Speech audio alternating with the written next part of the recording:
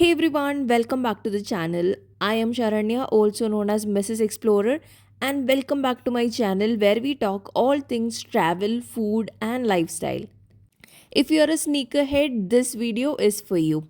It is our day 3 in Hong Kong, and today we are at the ultimate destination for sneakerheads, the Sneaker Street in Mongkok.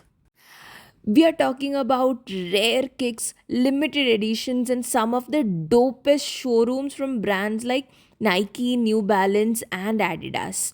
To be upfront with you all, I've never really been a sneaker kind of girl. I've always been more comfortable in flats, but it is only after I started traveling so much that I've come to admire sneakers. And when I heard that Hong Kong has an entire street named after sneakers, I had to include this in my itinerary and go check it out.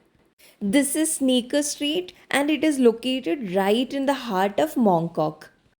Getting here from the city is also super easy as you can take a metro directly to Mongkok station.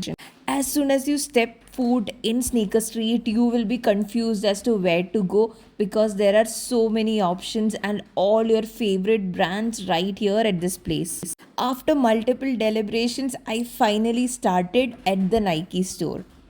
If you're a fan of Air Jordan, then this is going to be a paradise for you because they have so many options.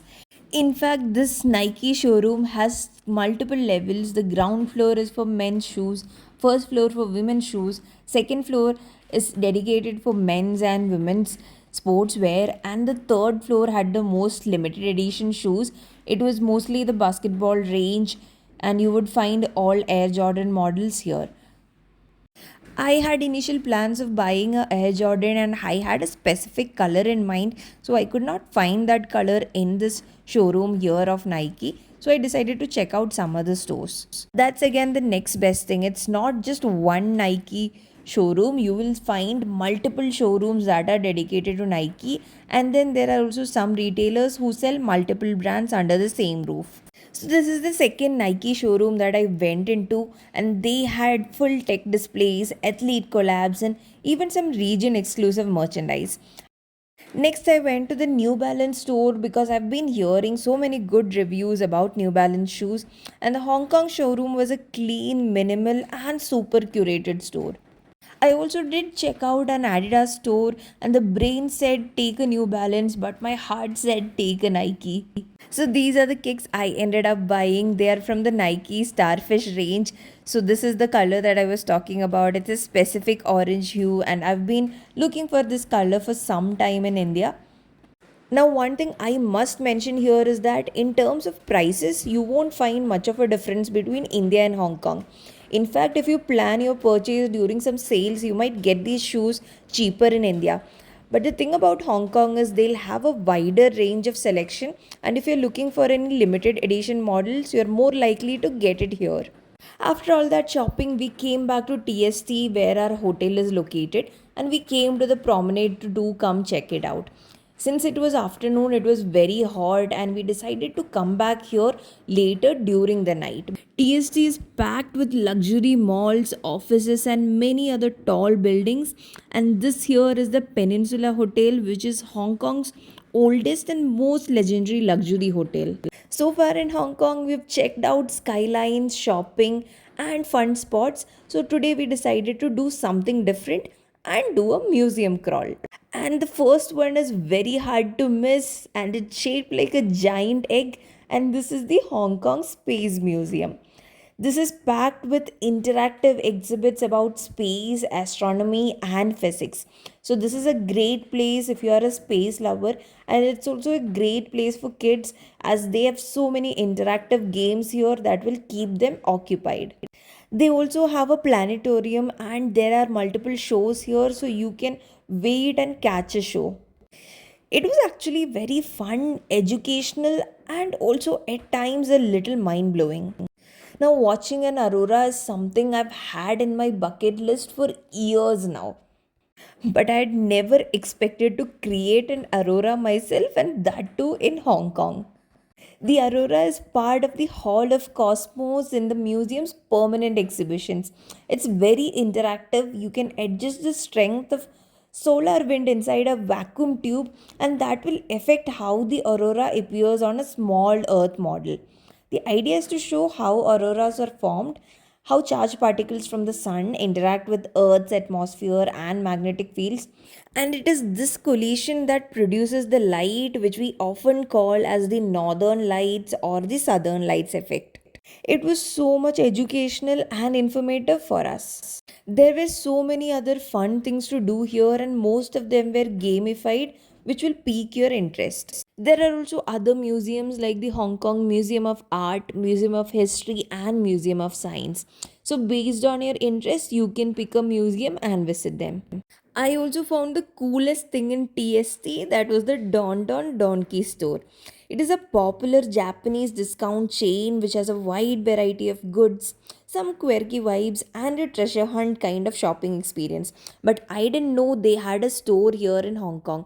We saw a lot of crowd outside the store and decided to come check it out. And only later did I realize that this is a Don Donkey store. The exact store location is in the Mira Place 2 mall, and this is located in the basement or their B1 level. The store is open day and night and operates around the clock. As we still had some time to kill, we went back to the hotel, did some packing as we are leaving the next day, and somewhere towards evening, we headed again to the TST promenade area. The real star of TST is this promenade, and it's also known as Victoria Harbour Waterfront. Along the promenade, you'll find Avenue of Stars, which is modeled after Hollywood's Walk of Fame, and it celebrates Hong Kong's film industry. There are so many photo and video spots, and the Bruce Lee statue here is iconic, so do get a click. At 8 p.m. every night, they have a multimedia light and sound show known as the Symphony of Lights. It lasts about 10 minutes, and buildings light up, laser beams, searchlights, LED screens are all choreographed to music and narration. So try to plan your visit around this time and don't forget to catch the show. After the Symphony of Lights show, we went to check out the K11 Museum. From outside, it looks just like a shopping mall, but K11 Museum is not just a mall, it's a cultural retail landmark located at Victoria Dockside and was opened in 2019. The name is inspired by a muse by the sea, fitting since it sits right in front of the harbour front and integrates art, nature, architecture, and luxury retail under one roof.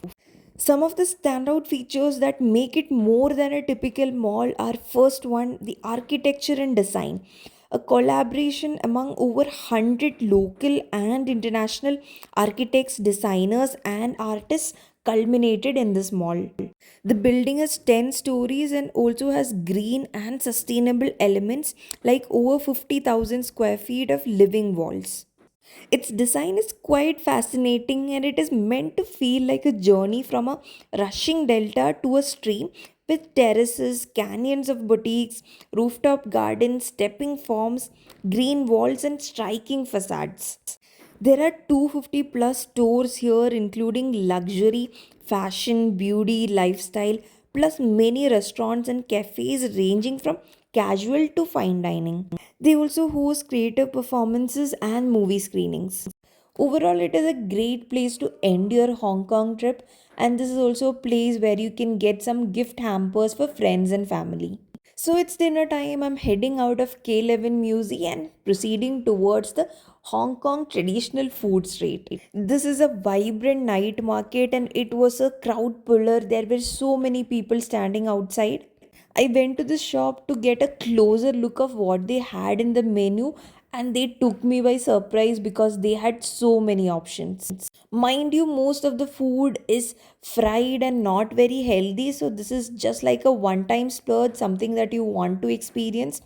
And the vegetarian spread was also very limited. So if you are a non vegetarian, this might be a food heaven for you, but not so much for vegetarians. We tried a couple of starters and our stomachs were full already. By then, it was time to say goodbye to Hong Kong and proceed to the airport to catch our flight back to India. This is the penultimate episode of Hong Kong travel series, and if you haven't watched my other episodes on planning a trip to Hong Kong, do check them out.